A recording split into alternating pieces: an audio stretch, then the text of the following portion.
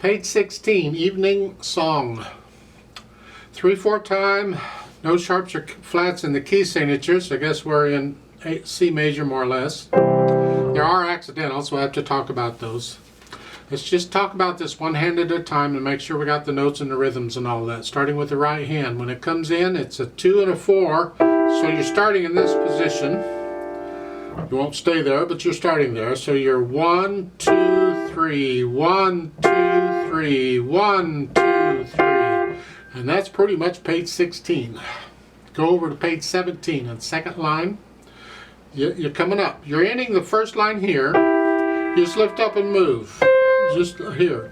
1 and 2 and 1 and 2. Cross over, second finger. We just changed hand positions. Now we're in this position. And then the next line, I would just reach up here to the B because it's just right there. And this has a G sharp. Watch. Isn't that fun? Cross over again. Now we're in this position. 1 and 2 and you got that B. We had this note last here and then an A. Went all the way down to the A. 2 ledger lines below the staff and treble clef is an A. 1 ledger line you know is a C. So you're just going on down. And then you lift up and come back up here and do all that again. Left hand here to start, and you're going to cross over here. So we change from here to here. 1 and 2 and 3 and 1, 2, 2. And then I would just reach down here for the second line because it's real close. You're just going down one key, and again.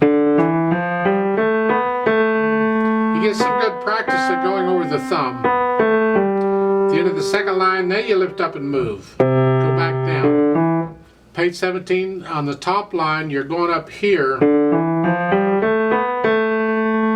Then for the last measure, it's a treble clef. You just come up and play the C. You're going to cross over the right. Pretend there's a right hand there, and you just go, okay. Next line, it's an A, a C and an A. And then here, they're saying 1 and 5 again. Here, if you have really big hands and fat fingers, you can do 2 and 5. Otherwise, do 1 and 5. It's fine. Third line, last measure, it's here. So forth. And then the last line, it's here. And then here. And then finally, got down here.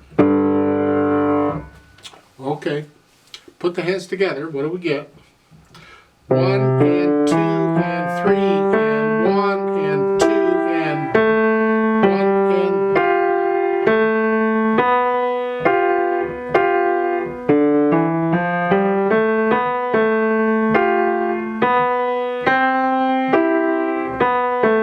get the idea, I hope. Page 17, last 2 measures. First line, you're here. You play them all together. Oh boy. And then the fermata, you just hang on to it for a while.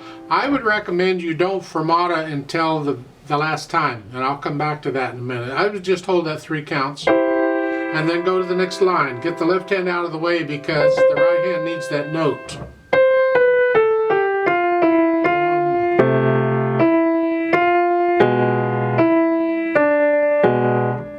Does it sound like evening to you? That's some evening.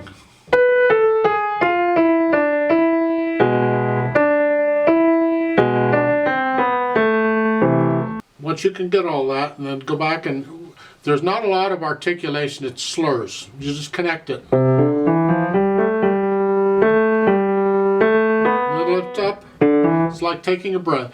Just lift up. Just a little bit between each of these slurs. I mean, for the quarter notes, you just hold it down for 1 beat and that's it. You know, that's fine. That's really about all it is. Just do the slurs and lift up between each one.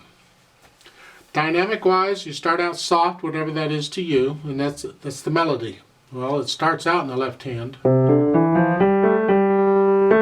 That means the right hand has to be very soft.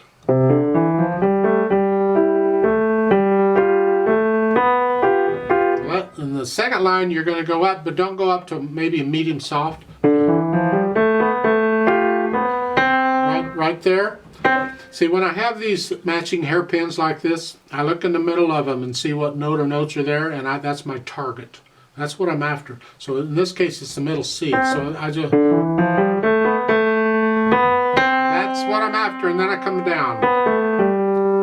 And that's sort of... The right hand, just keep it out of the way.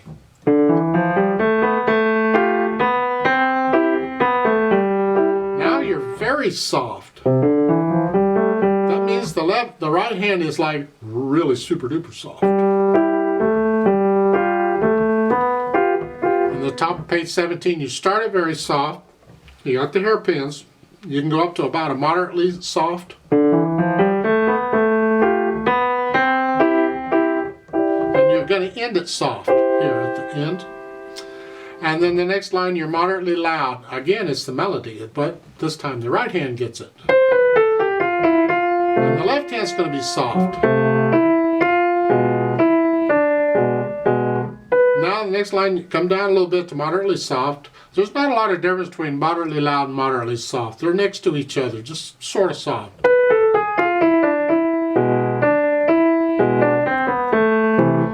Next line is soft.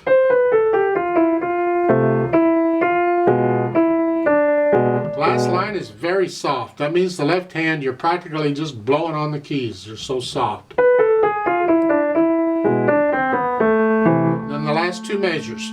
They have the matching hairpins. Well, you can't crescendo on a piano once you play a note. So the left hand has to do it.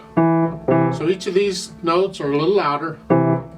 The second is a little louder than the first. That's what it is. And then the B is going to be a little louder. And then you come back down. So it's one. So you have to experiment with that. And then you hold on to that for a little bit, and then you go back to the beginning and continue on. Then think about the speed. Somewhere in the middle. It has to feel it. It's not the beat. It's the feeling. What is it? It's just not fast or slow. It's just a nice flow. To me, this is what it is.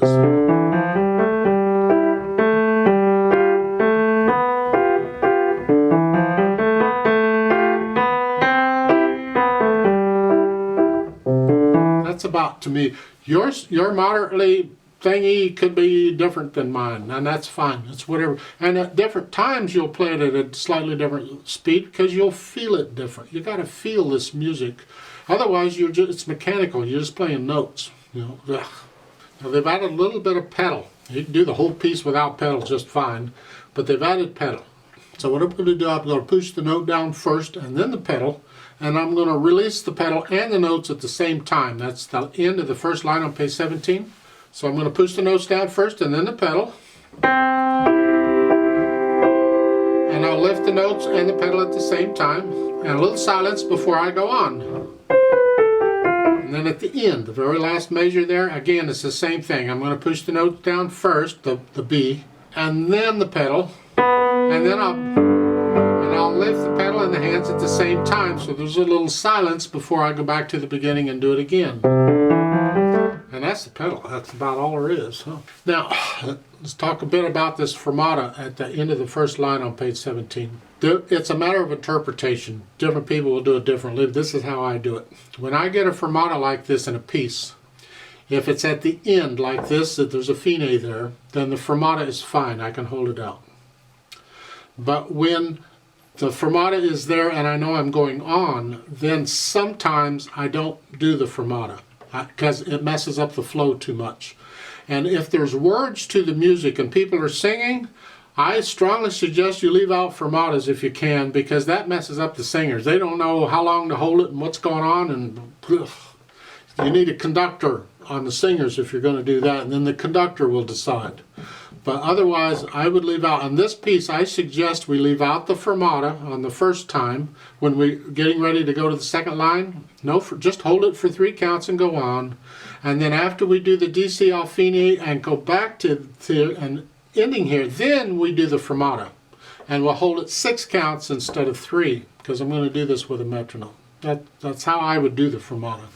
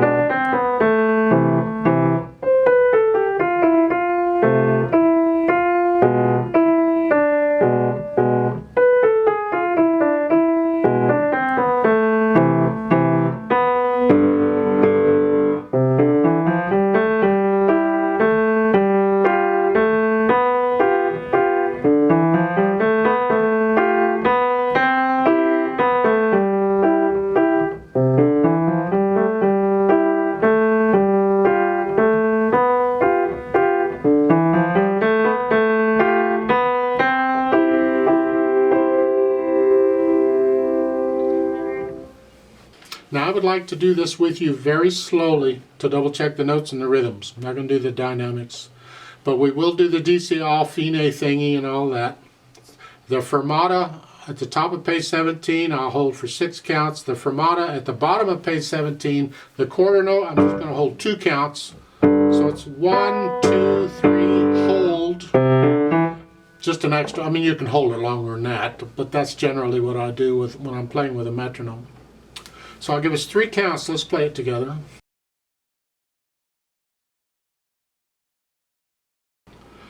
1 and ready and go, and 1 and 2.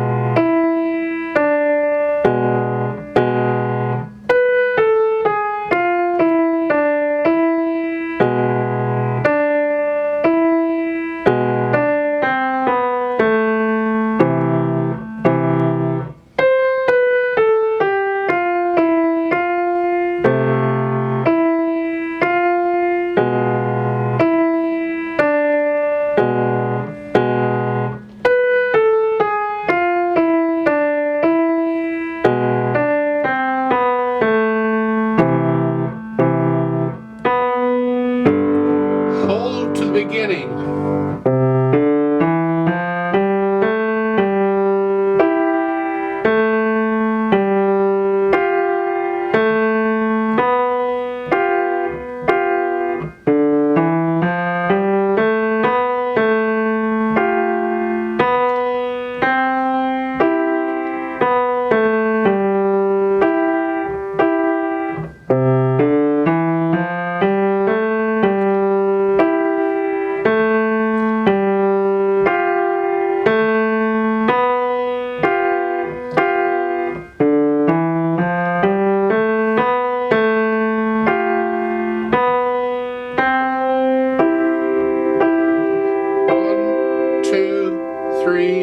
Hold, 2, 3.